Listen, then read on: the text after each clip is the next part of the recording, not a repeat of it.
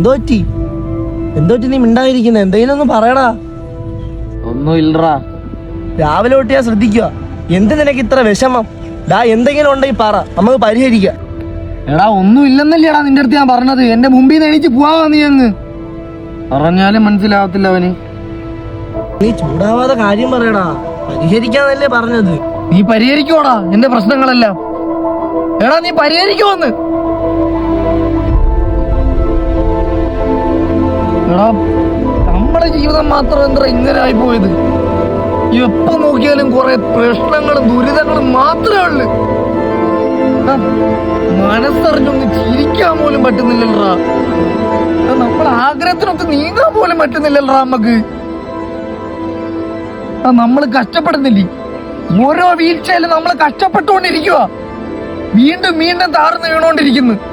എടാ മാസം മുഴുവൻ പോയി കിടന്ന് കഷ്ടപ്പെട്ട് കുറച്ച് കാശ് അങ്ങോട്ട് കൈ കിട്ടുമ്പം അമ്മൂമ്മയ്ക്ക് വയ്യ, അപ്പൂപ്പന് വയ്യ, മൂക്ക് വയ്യ, മോനിക്ക് വയ്യ, ലോണ്, കീണ്, EMI, മറ്റേ അസുഖം മറിച്ച അസുഖം എന്ന് പറഞ്ഞ കുറെ കാശങ്ങ് ചെലവാകും.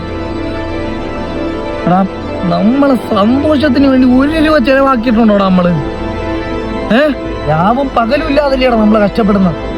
ഇതൊന്നുമില്ലാതെ വെള്ളവും കഞ്ചാവും അതും ഇതും എല്ലാം തോന്നിവാസം കാണിക്കുന്നവന്മാർക്കും കാശ്, പെണ്ണ്, പെടക്കോഴി എല്ലാം ഉണ്ട്. ആരെടുത്ത് പോയി ചോദിക്കൂടാ? ആരെടുത്ത് പോയി ചോദിക്കും? മുമ്പൊക്കെ ആണെങ്കിൽ വിഷമങ്ങൾ പറയാൻ കൂട്ടുകാരെങ്കിലും ഉണ്ടായിരുന്നു. ഇപ്പൊ ആരെങ്കിലും ഉണ്ടോ? നമ്മളെ വിഷമം പോലും കേൾക്കാൻ ആരുമില്ലടാ, പൈസ ഇല്ലാത്തോണ്ട്. നമ്മളെ മാത്രം കാര്യമല്ല ഞാൻ ഈ പറയുന്നത്. നമ്മളെ കാറ്റഗറിയിൽപ്പെട്ട എല്ലാവരും എന്തോ ചെയ്യണോന്നറിയാതെ നെട്ടോട്ടോടുവാടാ. ആരെ മുമ്പിൽ പോയി കൈ നീട്ടുന്ന ഒരു അവസ്ഥ വരുത്തരുതെന്നാ എന്റെ ഇപ്പോഴത്തെ പ്രാർത്ഥന.